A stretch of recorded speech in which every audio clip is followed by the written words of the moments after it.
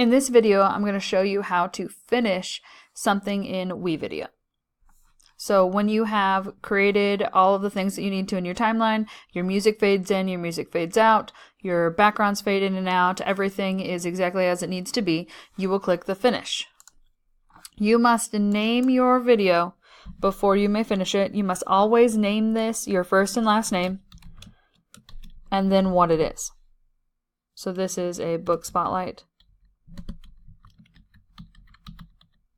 Okay, you can do that, or you can name it what it is and then say your first and last name. But it needs to have your first and last name on it so that we can give credit to you when we put it in the broadcast. So you click set, and then you can see right here the title is your first and last name, or the item in your first and last name. We're going to go ahead and keep the quality at standard. We don't necessarily need to have it at 720 for what we're doing.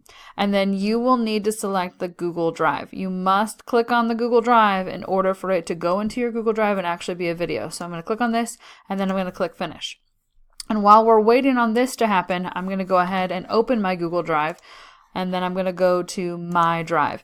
Google will have a folder created for you from Wevideo. So Wevideo is actually creating a folder for you called your Wevideo folder, and you'll need to scroll down and make sure that your Wevideo folder is available to you and before you can do what we need to do next.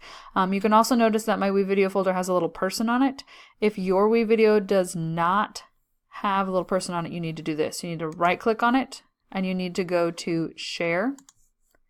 And then you may not have this option here. You may just have the get the shareable link. So you have to click get shareable link. This will show up, and it'll probably say anybody within the independent school district can view. You'll need to change that. So you'll go down to more ... and you'll select the second one from the top. And this just allows anyone with the link to view it, because if you turn in your link and you don't change the settings of your folder, then we will not be able to see it. And so now I'm going to be able to check on my Wevideo.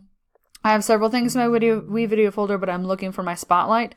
Right now you can see that I can't preview it, and that's just fine. I'm going to right click on this, and I'm going to download it, because that's going to make my life a whole lot easier. So the very first thing that I want to do is I want to make sure that it's in the team drive. So I'm going to select the team drive, and then I'm going to go to Multimedia Tech.